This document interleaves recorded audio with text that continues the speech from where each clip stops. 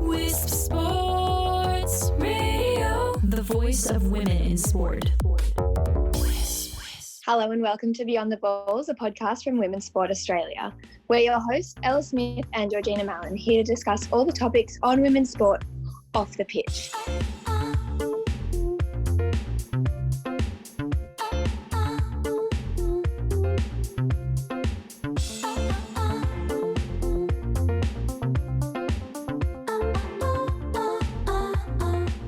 We welcome you to our second episode of our podcast, but last time we actually forgot to tell you guys a little bit about ourselves. So we'll start off with Georgina. Hi, I'm Georgina. I'm a recent graduate from the University of Technology, Sydney. I'm a journalism student. I am a current digital media intern for Women's Sport Australia. I currently play for the Sydney University Hockey Club and previously represented New South Wales in under-18s and under-21s. On to you, Ella. So my name's Ella. I'm a current student at the University of Technology, Sydney, also studying journalism and also a digital media intern at Women's Sport Australia. I am a surfboat rower, so I'm involved in surf lifesaving, and I'm also a passionate soccer player and passionate about women's sport in general and the increased visibility of women's sport. So let's get into it. Okay, so today we welcome Carol Fox to our podcast. Currently, she is the president of Women's Sport Australia, runs her own executive coaching business, and is a regular speaker at conferences and forums for women in leadership. Carol has a Bachelor of Applied Science, graduate diploma in education. She's published an influential master's thesis and is currently studying a PhD in clinical hypnotherapy. She was Victoria's first professional female surf lifesaver, a state-level swimmer and water polo player. Carol was a baton bearer for the 2018 Commonwealth Games and was also in the Australian Financial Review 100 Women of Influence in the worlds of business and sport. Plus, she also has a book which is called Confident Communication for Leaders. Welcome, Carol. Thanks for having me, Georgina and Ella.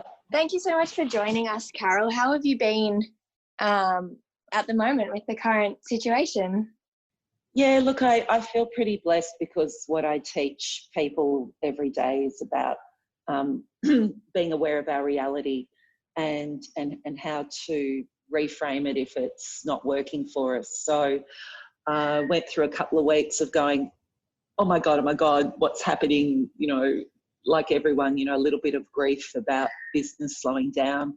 But I'm at that point now where I'm just grateful for the time that I now have to spend with family and doing things that are really important to me. So I'm okay at the moment. Thank you. That's good. That's good to hear. So we heard from Georgina just before that you have achieved quite a lot. But what we want to know is, what do you think is your greatest achievement out of everything you've done in your life? Okay, I wish you had sent me questions before this to think about that.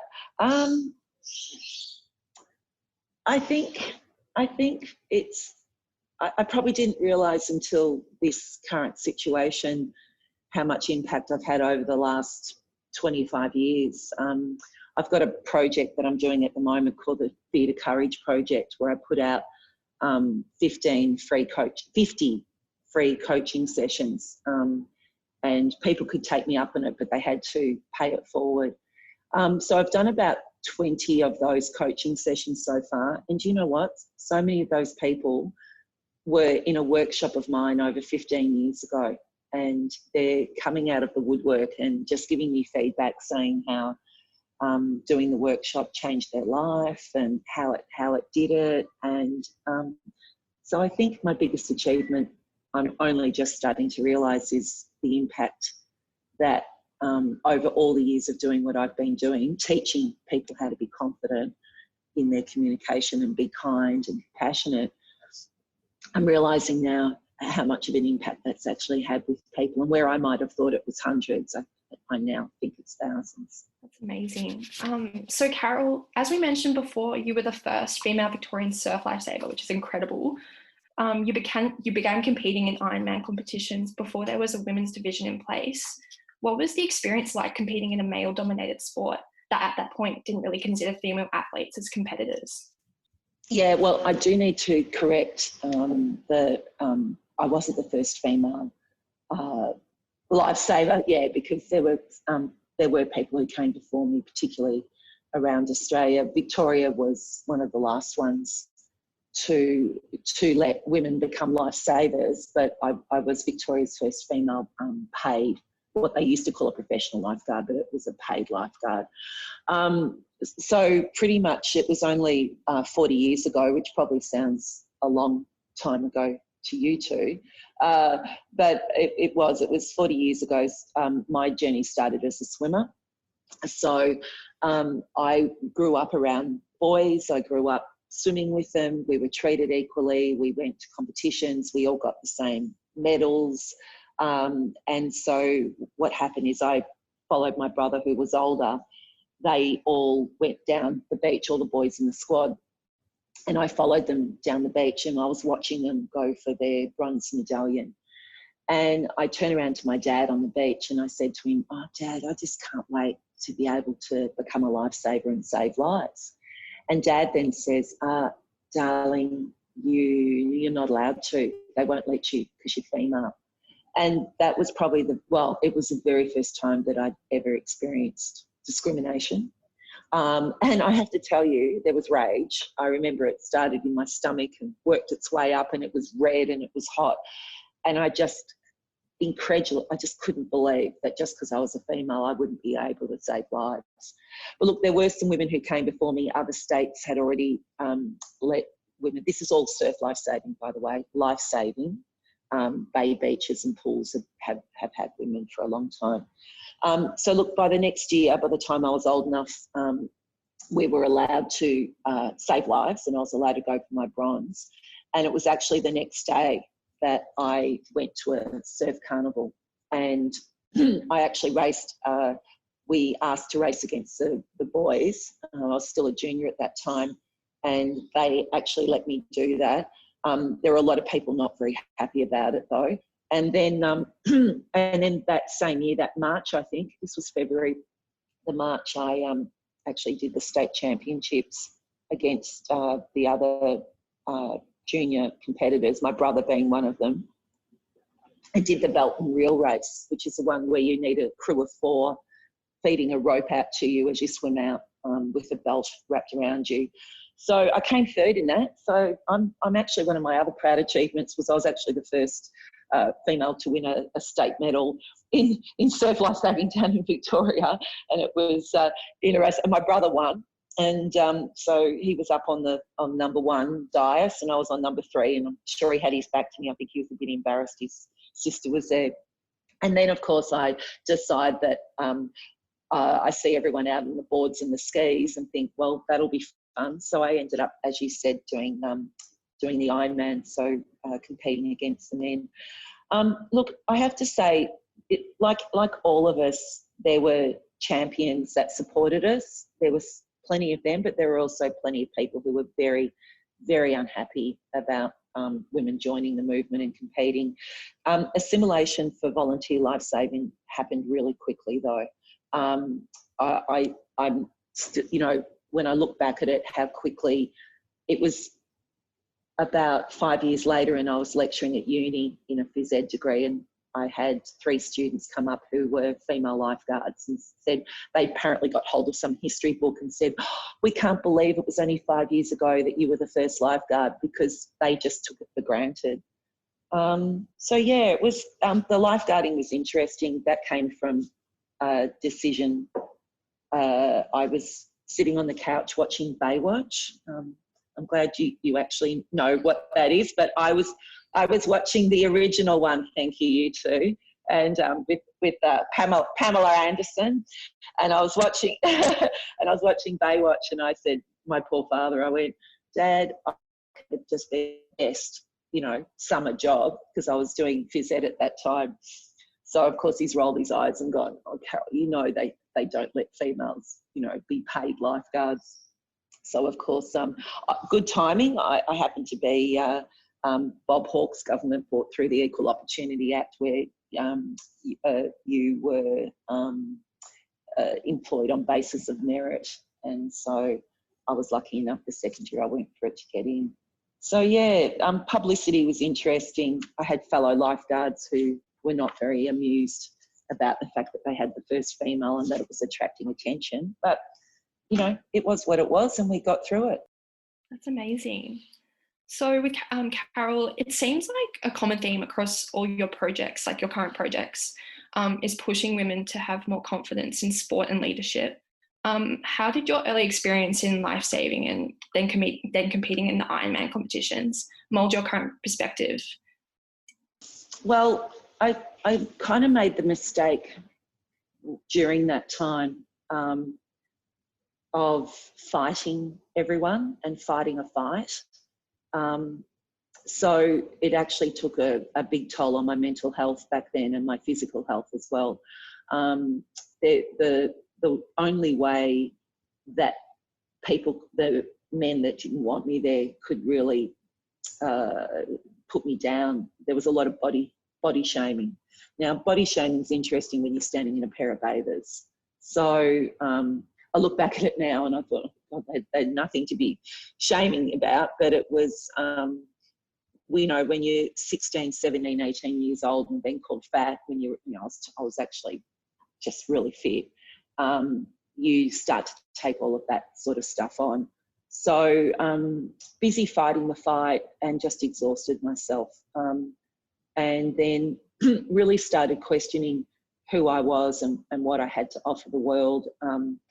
Really had some anxiety attacks, felt like any time I went anywhere, being 6 foot tall, people were looking at me. And my take from that was that they were judging. So I put on a brave face even through uni, but inside there was a lot of stuff that was going on. So what that kind of meant was that by about I got to my mid-20s, I realised that I really needed to do something about this because it wasn't the way I wanted to live my life. So that's really when I started, realising that there was a better way, that I didn't have to fight everyone, and that that people say and do what they do because of the own stuff that's going on for them. So I'm really passionate about teaching those sort of tools now to anyone. I mean, I work with males and females. It's just teaching people how not to take on other people's stuff, but also just how to stay confident in any time. And the big lesson for me, and I use this with Women's Sport Australia, is that we don't fight the fight. If we fight the fight, people stop listening to us. What we need to do is just shine a light on the inequality, because a lot of the time people don't even realise that they're doing what they're doing.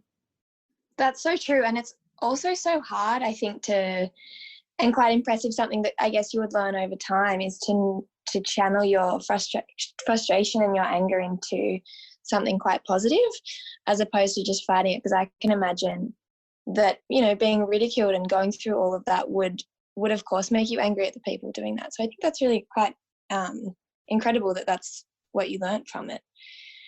We'll talk about your business that you've been running for a while, and it's been really successful. You run a business that, along other things, empowers women in sport leadership roles, and you also teach communication tactics for these leadership roles. What, from your perspective, from as an athlete and now as an educator, what is the importance of motivating women to pursue coaching and leadership positions in sport?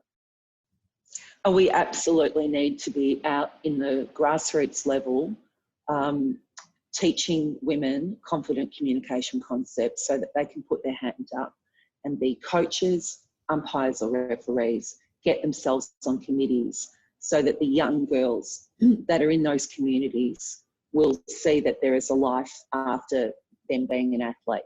And that way we keep women engaged in sport and we have role models in our community as well. So it's my number one passion out of everything I do, is going to that grassroots level and working with teams of women and just teaching them how to have a voice at committee meetings, how to put up with, people who are busy putting them down, how to really have an impact on their communities. Absolutely. And how do the women respond to that? Like how much of a challenge is that for them I guess, in those grassroots positions where it's not a professionalised atmosphere?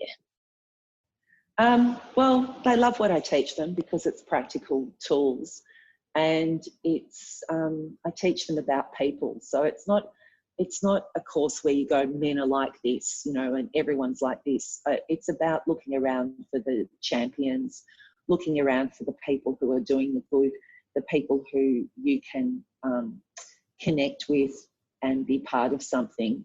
And then when one of the old-fashioned type of people come along who just want to put you down and keep the club the way it is, it's how do you use tools to very gently change their perception whilst not taking on any of the resistance that they're giving you. Amazing. So, Carol, you became the president of Women's Sport Australia in 2016. What was your motivation behind this? Well, it was an interesting one. My mentor, and you know, I believe mentors are really important in our life. Deirdre Anderson, she was a past president, and she really tapped me on the shoulder and said, "Look, we need a little bit of rebranding. We need to maybe have a bit of refocusing. I know how you run your business. We need that business brain to come in and, you know, have a look at where we're going and how we're going to do it." So, and it made sense for me at that particular time to, I've always been on committees and boards. I'm a big believer in giving back to community. So it was just really good timing and something that I've been passionate about for such a long time.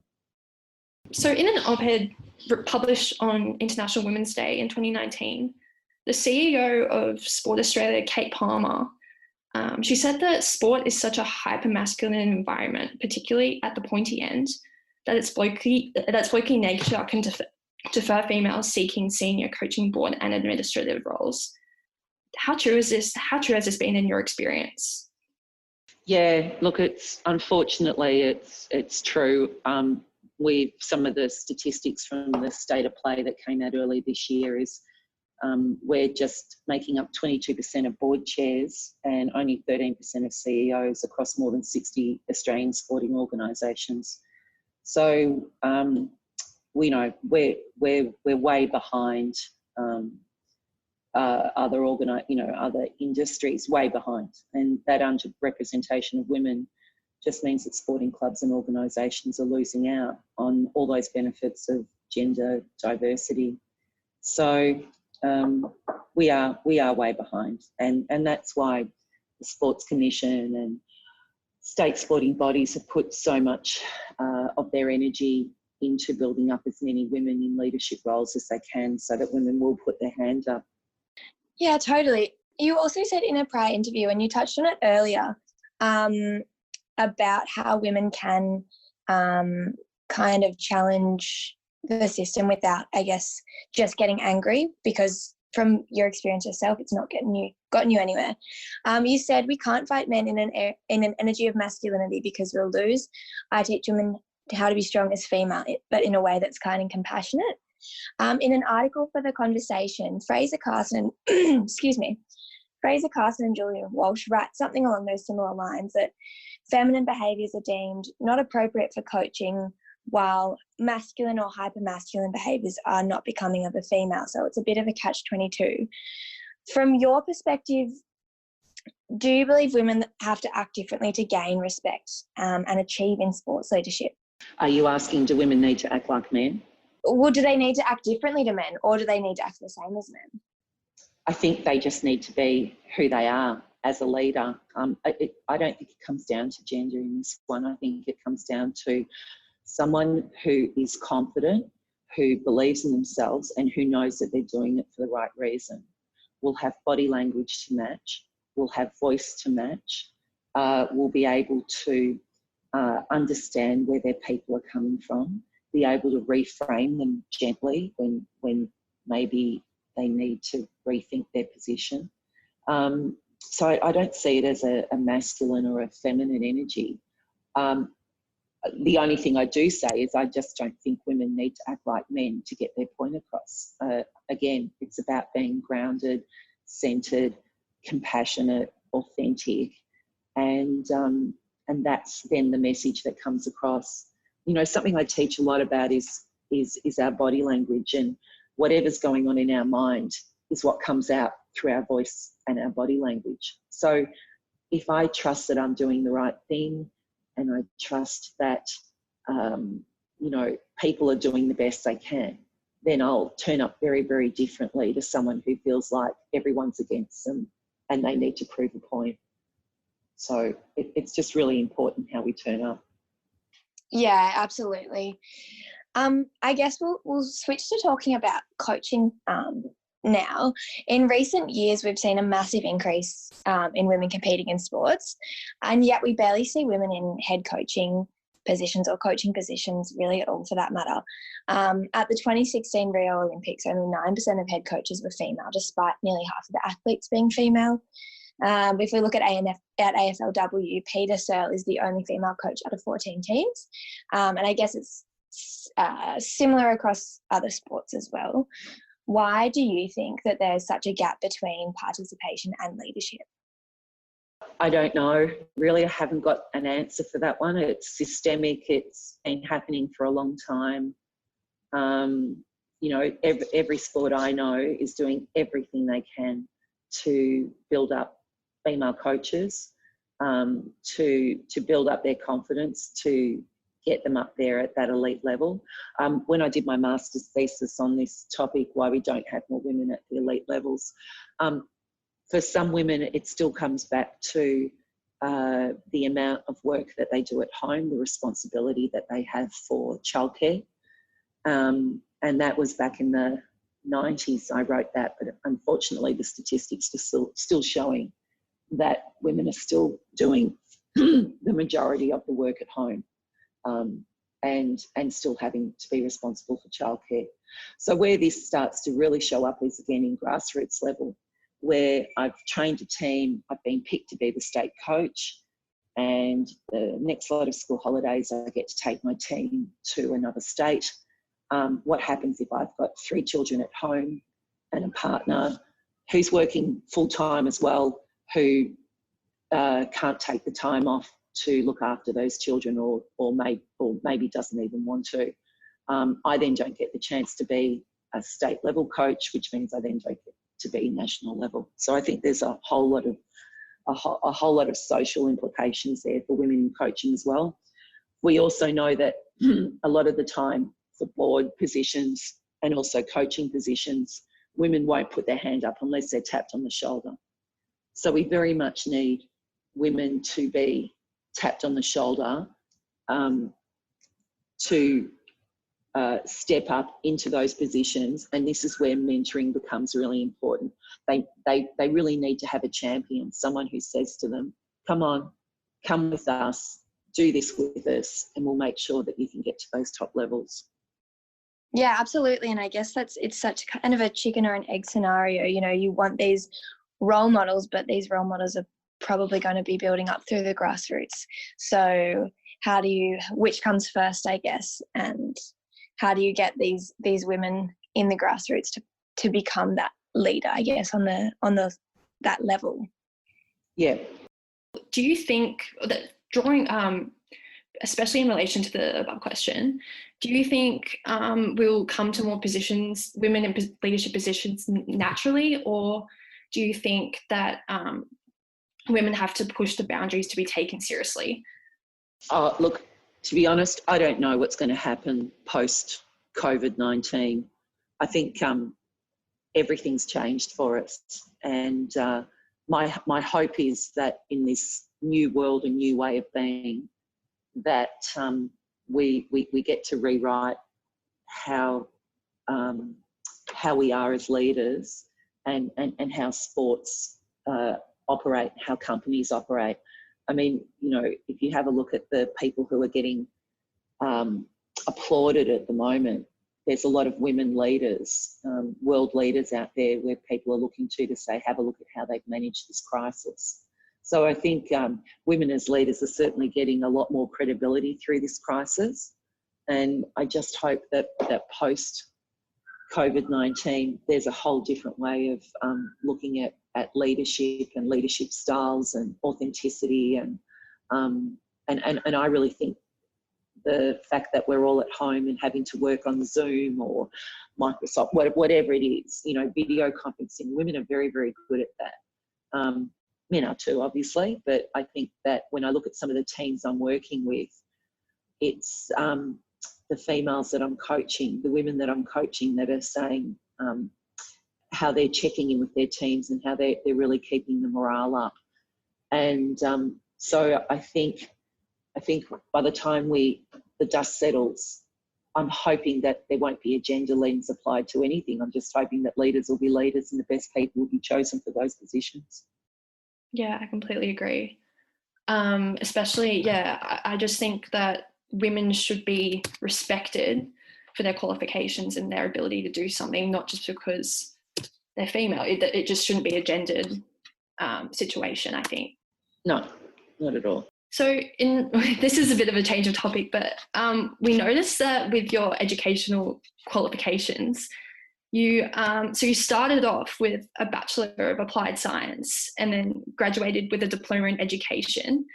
And then now you're doing you published an influential master's thesis, and now you're currently studying a PhD in clinical hypnotherapy.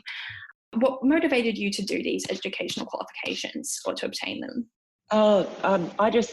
For me, it's just about, I'm a lifelong learner, so I'm always looking at learning different ways of doing things. So the Bachelor of Applied Science was in phys ed, so that was, what we now call human movement. So that was just a natural course for me to go down because I love sport so much. And then the master's thesis came out of the fact that every single assignment whilst I was at uni somehow had a gender lens applied to it and all something to do with the aquatics industry. So it was just natural. But also by then doing my master's thesis, I was lecturing back at university. So it was about getting those higher qualifications. And then I lectured back there for 8 or 9 years, which was really great. I'm a teacher. I love being a teacher, always been a teacher. In that, even coaching, I was coaching quite young as a swimmer as well, coaching other swimmers. So that's why, having that graduate diploma of education came in. The clinical hypnotherapy is really just a background to the work that I do with my coaching, which is very therapeutic, based in neuro-linguistic programming. And again, I'm fascinated by the mind and how quickly we can change the mindset of people, of ourselves as well, through language and processes. So yeah, it's something I'll probably always be doing. And Carol, you have one daughter, is that correct?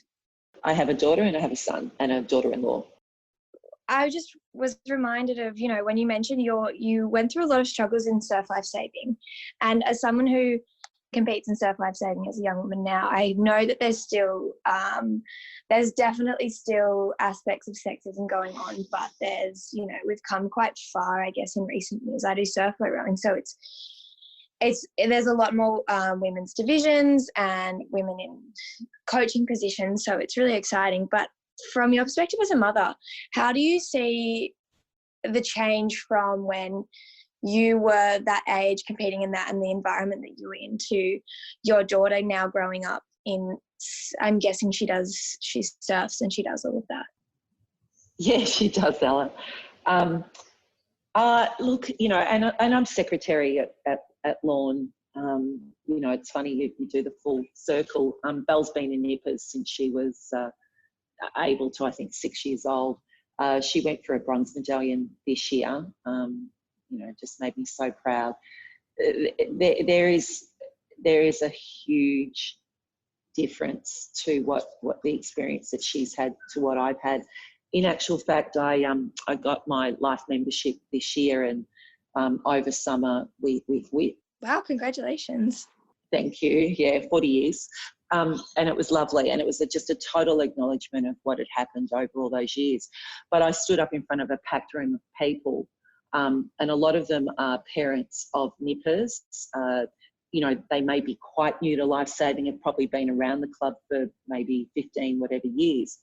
And I opened up my talk talking about 40 years ago, I stood on this beach and I could not save a life because I was female. Well, I'll tell you, for the next 3 or 4 days, I had people coming up to me in shock, just going, we had no idea. I had young girls saying to me, you know, wow, Mum told me that you weren't allowed to save lives at one point. And they couldn't believe it. It was incredulous. The same for you, Ella, when you first heard my story. So, you know, we've come a really, really long way. Bella, you know, she can't comprehend that there were hardly any females, because in her bronze squad it was 50-50. And I tell you what, Life Saving Victoria put out the most beautiful video. I was MC for their International Women's Day breakfast this year, and they finished with a video, hashtag Save Lives Like a Girl, and please look it up. And it just had me, honestly, I had to get back up after that video and finish off the breakfast, and I was all choked up because it showed all these women saving lives like a girl. You know, IRB on the jet skis, you know, out on the boards, you name an aspect of life saving, you know, competing, any aspect of life saving, we have women out there doing it now. So it's a huge difference to what it was so long ago. And I think that the women are really, really lucky, because there's just so many opportunities. And young girls like my daughter, you know, if she wanted to do anything, she wants to be a lifeguard, it'll be second nature to her. She'll just won't even think about whether she can do it or not because of her gender. And I think probably one of my favourite moments was I sell merchandise for the club, you know, because it's my holiday and I've got plenty of time. And I'm down, you know, right on the beach during the nippers. We've got 500 nippers out on the beach and parents. And the lifeguards were setting up there for a lunch. They were starting at lunchtime, and they have their little buggy. And the buggy pulled up in front of me, standing there, you know, at the merchandise stall. And it was 3 female lifeguards. And they just pulled up and just smiled at me. And it was literally saying, you know, that smile said so much. It was like, have a look at us, Carol. You know, we respect what you did. So it was pretty special. That's amazing. It's so impressive to see just how far it's come in 40 years. And the fact that you were one of the first people there is just so exciting and so interesting to see your daughter's opportunities now. And yeah, and I think that's where we'll end it. That was a really nice way to end the interview. Yeah, thanks, Carol. No, thanks for having me. And, you know, great job doing what you're doing. And, you know, for Women's Sport Australia with this, we really appreciate you, you know, spending your time and helping us out, helping us spread the word. Oh, we love it. Yeah, we do. All right. Well, thanks so much for having me. Thanks for coming on, Carol. You're very welcome. Beyond the Balls is a co-production with Wisp Sports. We're your hosts, Ella Smith and Georgina Mallon. You can find the show notes from our episode at wispsports.com. You can follow us on social media. Carol Fox is at CarolFoxCo on Instagram and carolfox.com. Wisp Sport is at Wisp Sports on social media, and you can find us, Women's Sport Australia, at Oz Women's Sport. Thanks for listening, and we'll be back in your ears in 2 weeks' time.